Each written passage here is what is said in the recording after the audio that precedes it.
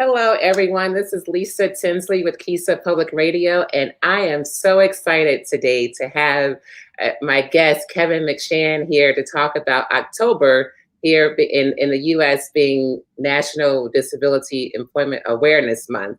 And so just looking forward to a great discussion about about the importance of having individuals with disabilities in our workforce and just have questions. And Kevin is joining us from Windsor, Ontario today. So hello, Kevin. Lisa, I'm so very thrilled and honored and privileged to be with you this afternoon to have a most important discussion. Thanks so very much for having me, and it's lovely to be with you this afternoon. Well, thank you. Well, I appreciate it, Kevin. You're just so awesome. When I first met you, I said, oh, this is going to be wonderful. So look forward to a great discussion. So please tell our audience about yourself in a few words. Yeah, no problem. So my name's Kevin McShan. I was born with what's called spastic quadriplegic cerebral palsy. That just simply means that I don't have enough oxygen in my legs to walk normally, so it affects my muscle movement, muscle memory, and my ability to stand for long periods of time. I've dedicated my entire life to focusing on inclusion and employment equity and equality for individuals with disabilities. I hold a diploma in journalism from St. Clair College. I've served as the Discoverability Network ambassador for the region of Windsor and Essex County, and I also served as the job developer and enhanced employer support facilitator for the YMCA here in Windsor and Essex County. Excellent. Well, thank you for sharing that. So here in the U.S., we have the American Disabilities Act, which actually is a law to protect individuals with disabilities from any type of discrimination in hiring. And also here in the U.S., 1 in 7 individuals have a disability, and sometimes many of them are not visible. So we may know people around us that have a disability, but just not are able to see it physically. And so looking forward to the discussion about how employers can hire individuals with disabilities and also the benefits of doing this for the workforce and for here in America. And then, but also the money that the spending power that individuals with disabilities have. So Kevin, can you kind of just share about that for a minute before we get into our discussion? Yeah, sure. People with disabilities are paying citizens or citizens of our community at large. They have, on average disposable income of about $55 billion. So it's really important that they're not disenfranchised from the ability to work, contribute to the discussion of where the money goes, how much money they make, who makes their decisions from an elected perspective, which is much more important than now, certainly over there in the U.S. where you are, Lisa, with the election coming up. But from a more broader sense, it's important that inclusion of people with disabilities are included in all facets of life, for sure. Exactly, yes. So for a business owner who might be watching or listening to us, please share with us the value and also why a business should hire an individual and why it's the right thing to do for business. Yeah, no problem. So when we look at the benefits of hiring people with disabilities, there are a couple of different things that I'd like to highlight this afternoon. When we look at hiring people with disabilities, you have to look at a higher productivity rate because they want to prove that they can do the job. So they're committed to making sure that their productivity is higher. And then you also look at lower absenteeism because once you give someone with a disability a job, they want to prove that they can do the work, so they don't leave. So that helps a business with their turnover costs and retraining, the ability to know that they have a committed work staff. And then when we also look at the benefits of hiring people with disabilities, when we talk about productivity, absenteeism, and you also have to look at the ability to uh, find more innovative ways to solve problems. So there are plenty of benefits of hiring people with disabilities when we look at productivity, attendance, and the ability to be more innovative to solve problems. Right, yes. So can we just briefly discuss the obstacles that an individual with a disability might face? Because I did some research regarding some hiring practices, and with artificial intelligence, and now with the pandemic, and but also prior to the pandemic, individuals would have to complete a video interview before moving on to the next step within a job hiring process. And so with artificial intelligence, the technology could not recognize maybe someone's facial features of maybe a person who had a disability, or who has a disability, and then the individual ranking would decrease because the technology did not recognize, what was going on. So can you explain just some obstacles that individuals might face during the hiring process, and what employers can do to maybe avoid this? Yeah, so when we all look at a job description, it all always says an equal opportunity employer, right? Yeah. So when we look at hiring people with disabilities, I always tell people that inclusion is the gateway to independence, because when you give someone with a disability a job, you're allowing them to be socially independent. You're allowing them to be financially independent. You're allowing them to make decisions on their own without the influence of outside sources, which I think is vitally important, because I told you before this started that people with disabilities pay taxes and they vote just like everybody else. So they should have a, a vehicle to make sure that their voices are heard. Now, to answer your question more specifically, when we talk about artificial intelligence, or when we talk about disclosure of the fact that you have a disability, it all goes back to wanting to put your best foot forward from an individual with a disability perspective forward to hiring or getting hired to do a job, because people with disabilities, they overcome obstacles every day. Yes. So they are already accustomed to solving problems and overcoming obstacles.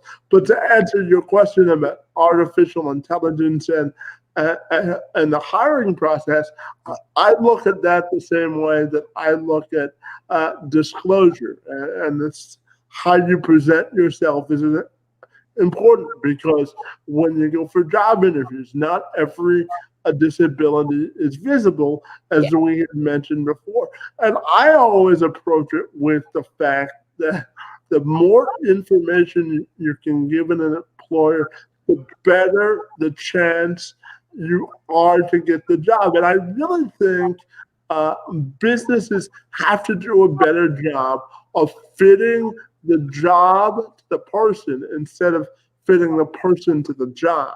Yes, exactly. You have to be more flexible on how you approach getting work done. For example, are you wanting uh, are you wanting them to perform a task that can be modified so that they can be successful? For an example, if you're a journalist and you don't have the use of your dexterities to do the camera work, can you give that person with a disability a camera person, so that all they have to do is do the reporting, and someone else does the editing and the camera work. So it's all about fitting the job to the person rather than fitting the person to the job, if that makes sense. Oh, it does. Yeah. So thank you for sharing that with me. So now I want to go like dive into a company that hires someone with a disability, and also the unique perspective that that individual might bring to the company. So can you speak on that for us, please? Yeah, when you hire someone with a disability, you instantly get a competitive advantage Yeah. because, as I mentioned before, innovation is the key to independence and productivity. Because when you have a person with a disability, they can also provide you access to a broader audience or a broader customer base in order to sell your product. And they can also provide an opportunity for you to be on the cutting edge of where employment and the job market is going. So it's really important. People with disabilities have to be given the opportunity to be successful. And I know your next question has to do with mentorships. So when we look at providing an opportunity to be successful in the workplace, I think from a business perspective, you have to look at a couple of things. Are you providing a scenario or a situation for that person to be successful from a job perspective?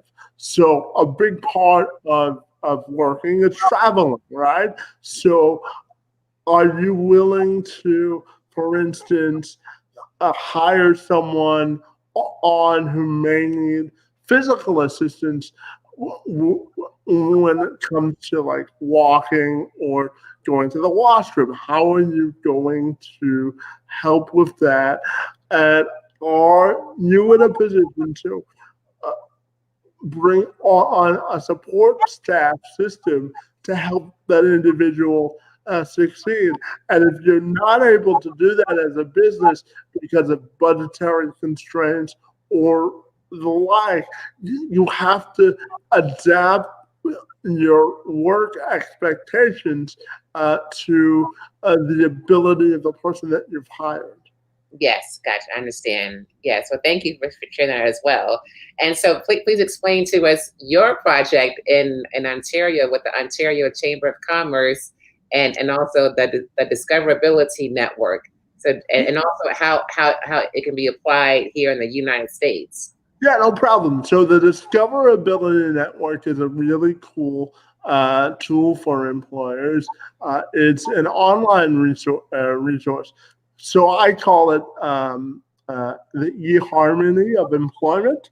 And the only difference is that it's for employers. So if you're a job seeker who is looking for work and you have a disability, you go on the website, you create a profile, and then you're matched with employers who are looking to hire specifically with people with disabilities.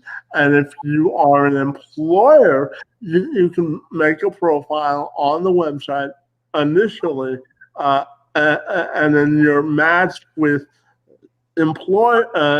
job seekers with a disability who are looking for work. And there's a section or a feature on the website that allows you to self-disclose that you have a disability. So it also allows you to be put into a pool of employers who are looking for people specifically to hire with a disability. So it's a really cool tool as well. And one thing I want to mention about mentorships and the college aspect of this, I really think there are three specific examples when you talk about a role, when you talk about colleges. First of all, are you giving them the access to competitive education. And what that means is, are you giving them the platform to break down the barriers for employment? So what that means is, are you as a college or university partnering with businesses that can provide internships Yeah. for those individuals with disabilities? And if you are, what's the quality of those internships? And do you have a commitment from a business to hire after they are enrolled into your internships? So you have to look at internship placement. You also have to look at the social and personal support. Both here in Canada and in the United States, there's a dearth of what's called personal support workers, especially for guys. So I'll give you an example. I have access here in Canada to something called the Direct Funding Program. It's a program funded by the government of Ontario that allows me to go out and hire my own personal support staff. So do we have to look in the States at lobbying our government officials to provide programs such as that, so that people with disabilities are fully able to explore and discover the possibilities and opportunities out there. And the final piece is, once they're in the internship process and they are properly supported with the personal support, once they get into the workforce, are you able to provide the necessary accommodations needed? So that means if you have a physical disability, you may need a different type of a desk. If you have a hearing disability, you may need assistive software or the use of a headset. I'll give you an example. For my work, I use a program called Kurzweil 3000, and what Kurzweil is it's a reading program. Now I can read fine, but to expedite my reading process of responding to things, I use the program so that I can easily process the information and give the appropriate response. So it's about access to opportunity from an education perspective. Once you're given the appropriate opportunity from an educational perspective, from a business perspective, are you willing to give them the appropriate avenues to succeed? Excellent. Okay. Well, that was awesome. I appreciate you, sharing that with our audience. So, so anything else you want to share about October being, National Disability Awareness Month? Yeah, I really think that months like this are great, but I really think that months like this without action after the month is over are pointless, right? So there has to be action after the acknowledgement of this is a problem, or this is an area of concern where we have to look after. So what are we doing in terms of partnerships? Part of my job for the Discoverability Network was to form partnerships with the business community so that they would join the network as a business, so that they had more access to opportunity. So what are we doing from a partnership perspective to close the gap for an opportunity for people with disabilities to be employed? Because when you have a disability, I always say that collaboration is the fastest way to productivity. So businesses have a unique responsibility, obligation, and opportunity to embrace the collaboration piece of it and really promote the needs for an inclusive society for all of us. Right. Yes, absolutely. Yes, well, I'm all about action. So I'm hoping that, by our discussion today, that our listeners will be able to, just have more information about this and within our jobs in the workforce, just, have more knowledge about this topic. So now I do want to talk about your journalism and your podcast. And you have recently reached 100 episodes. So congratulations to you for that. Thank you so very much. Creating a podcast is not easy. It takes a lot of time, research, editing, and I have watched several of your episodes, and they are outstanding and very informative. So please tell our audience more about your podcast. Yeah. So first of all, I want to thank you for watching and for giving me the platform to talk about it. But before I answer that question, I just want to tell you that I view journalism sort of like a bridge, right? So it's the bridge between the people that make the news versus the people that are impacted by it, right? So that's kind of the way that I view journalism. And I got into journalism because I wanted a platform to share the stories of people that couldn't share them for themselves. Right. So to answer your question, my podcast is called Let's Have This Conversation. It's a multi-faceted podcast that covers everything from daily news, politics, international news, sports, and one of the things I'm most proud of is I have a section on my podcast called People and Their Stories. So I reach out to people to give them a platform to promote events, to share their personal stories.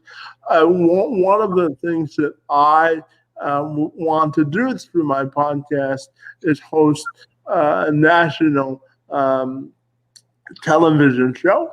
And the podcast was originally started because I had just left my job at the YMCA, and the pandemic had just started, and I was bored and quarantined, and I told my parents and the people around me, there's only so much Netflix we can watch in a day, right? So exactly, yes. I wanted to create a platform that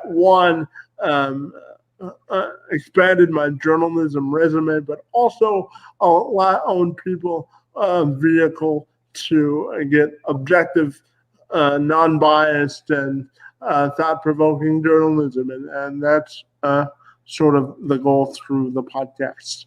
Excellent. Yes. Well, keep it up, and I look forward to being able to watch your talk show in the near future. I know you'll be able to make it happen, so look forward to that. Well, Thank you for the kind words, and thank you so very much for having me this afternoon. And I really hope that our discussion today will help spur some positive activity when it comes to employment, inclusion, and equity. So thank you so very much for the platform, and I look forward to having you on my podcast to talk about KISA in the coming week. So great to be with you this afternoon, and thank you so very much for having me. Well, thank you so much, Kevin. Have a wonderful day, and thank you for tuning in. We appreciate it. Thank you, Kevin. You're welcome. Have a great day. All right, you too. Bye-bye.